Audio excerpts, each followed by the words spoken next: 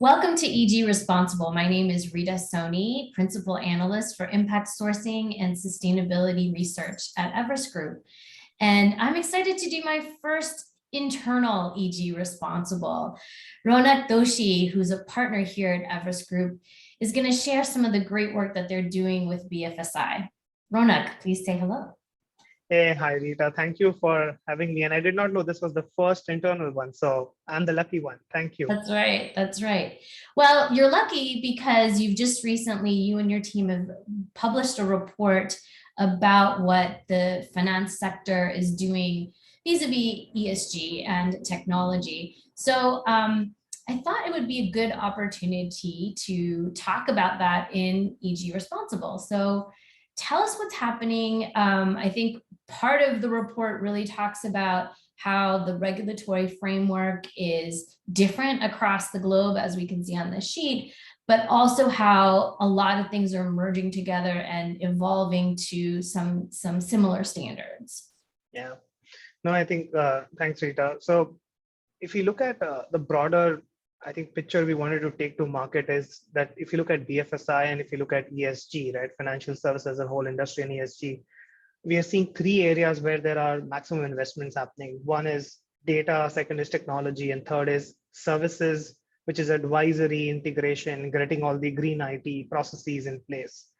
And I think for me personally, I think data is where it's all going to start and it's all going to expand and explore, right? So, and again, this is where the entire disclosure aspect come to it, right? So we've seen several financial services institutions talking about their publicly announced commitments by 2030, 2040, 2050. So there are milestones to be achieved. I think the first thing that will start, and that's already started in all these organizations, is to do an as-is analysis. Where are we today? So that's a big data push. Then it's about all these metrics you'll have to define, which are in the interim between these, multi-decade kind of a journey you have. You need to define these different metrics that you're going to impact, and you need to measure them, and you need data to be able to take decisions based on it, so that you can improve your processes, you can improve your awareness of people, you can drive actions, build products, services around it. So we do believe the data aspect of it is going to be very critical.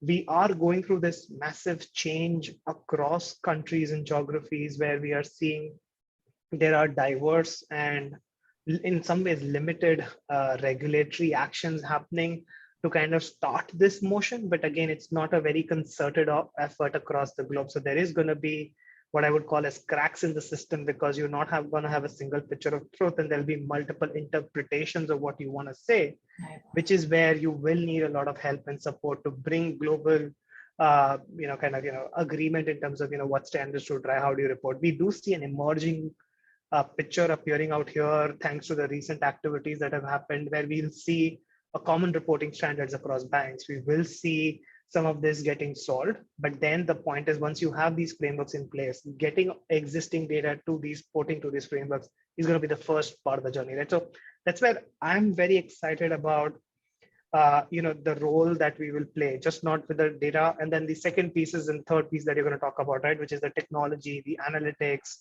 the cloud, and how the services integration happens around it. So that's what we are working towards, helping our clients with, and excited to kind of just unpack even further more. That's so helpful. Data kind of ending up at the center of this complex conversation and boiling it down to just data. And if you're more interested in the report, we're going to include a link at the bottom of the video. And as Ronak alluded to, we're going to do a couple more of these videos because it is a dense report, and we want to get more into what is the actual technology that we're looking at, as well as the services and this very intriguingly named model of Orbit. Thanks so much, Ronak, for being the guinea pig. Thank you. Bye.